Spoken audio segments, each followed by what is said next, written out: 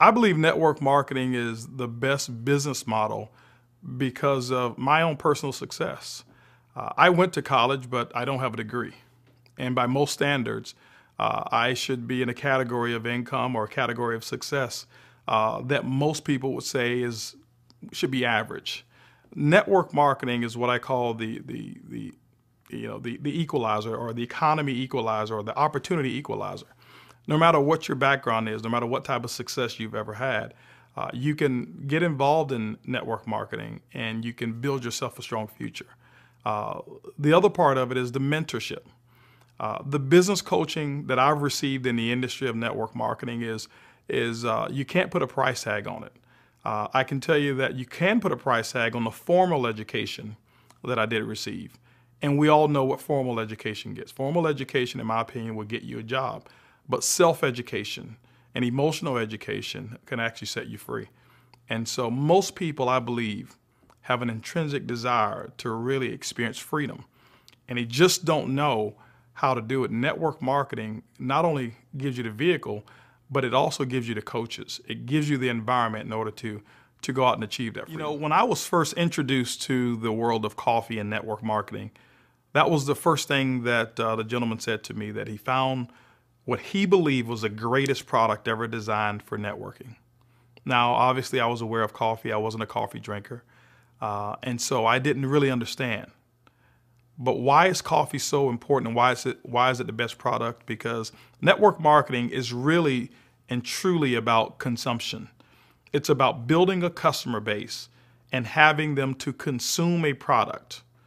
Well, wouldn't you want to have a product that people habitually consume 3 to 5 times a day without you having to remind them?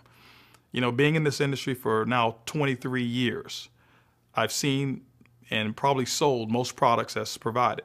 And most of the products that are sold are not consumed on a habitual basis. You have to remind yourself. And what happens is when you have to remind yourself, you forget, and that means that residual income is never achieved. I believe coffee and network marketing mix will create the greatest residual incomes as long as the leadership and the systems are there to lead the people. And that's why I believe coffee is so great. The free sample model, it works. When you look at companies like America Online, they built their business model sending out little CDs. They were free. Every week you probably receive one in the mail. And they built one of the largest online internet service providing companies in the world, giving away a free sample. If your product works, if your product does exactly what it said that it's going to do, why not give it away for free? Why charge someone for it?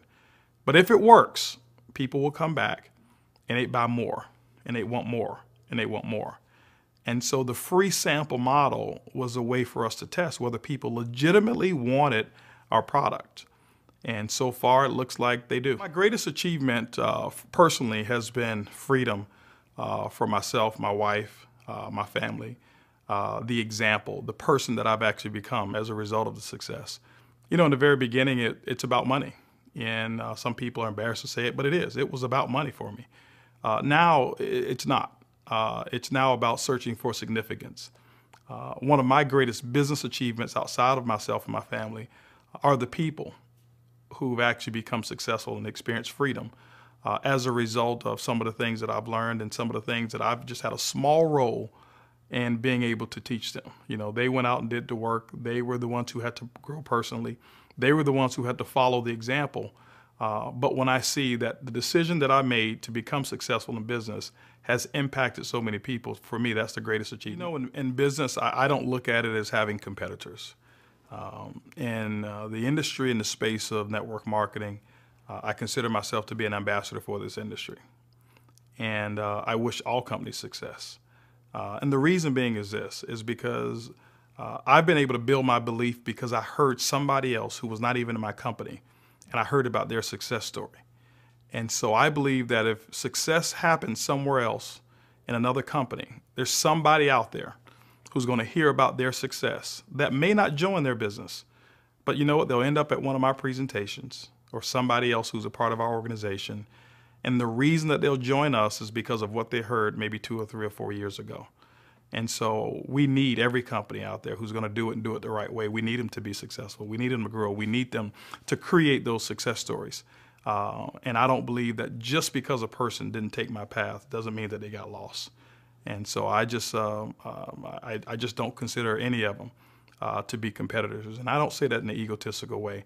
I just believe that we're all in the same business and we all have the same goals. It's interesting that you bring up balance between family and work. There really is no balance in the beginning. There isn't. And I see people all the time who say, well, you've got to be balanced. You got to remember you've got a family, you've got a son, and work's not all that important, and success or money is not all that important. And, I want to be candid with you. It's very, very difficult to achieve something great and to become great without being out of balance for a very short period of time. What I have found is that those who've tried to maintain that balance from the very beginning, they always have to make a sacrifice, and they'll make that sacrifice through their entire life. What I've experienced is making sure that I go out and do exactly what I need to do and be out of balance for a short period of time so that I can have balance for the rest of my life. And that's exactly the way that I live my life. I sat down with my wife and I sat down with my son, and I told them that for the first 6 months, I may not be the best dad or the best husband that you've ever had because I may not be around as much. I may not be able to go to all of your games or even coach you this year. But what I'm going to do is I'm going to put every ounce of what I have into developing a future for us. And what I did is I asked them for a trade-off. I said, because of what you're going to be losing in terms of time, what is it that you want as a result of losing that relationship for 6 months? And he told me. And what it was for me, it was motivation. The times that I was home and really didn't have anything to do, my son would come in and say, Daddy, don't you have something to do? And so they bought into it. And because we were able to do that, now we travel the entire world together. We go to exotic places together. We do things as a family without any limitations whatsoever. And so now if I want to have balance, I can actually now afford balance for the rest of my life. When I look back on the person that I used to be, it's a drastic change, as well as it should be. I didn't think the way that I think now. I didn't have as positive of a attitude as I have now. When I think back, I used to think that I knew it all. And it seems like the more experience that I get, the less that I really realize that I know. But the other thing that I understand about change is that it's constant and that I anticipate change. The person that I am today, I can tell you for the goals that I have, I can't remain this person to achieve those big goals that I have. I've got to change. I've got to become a different person. I've got to become that type of person who deserves those things that I want. And so change is just inevitable. I hear the term business ethics and ethics in business. And, I read a book also by John Maxwell who said that there's no such thing as business ethics. And that's my philosophy. It's just ethics. Integrity is something that's about being whole. It's about being true to who you are, about being true to a specific philosophy. And I've realized in business that there's no shortcuts whatsoever. And if you're going to do it, just do it right. You treat people the way they want to be treated, and deliver all the service that you're paid for. As a matter of fact, Napoleon Hill has a philosophy talking about the extra mile. My philosophy is that you should render more service than for what you're actually being paid.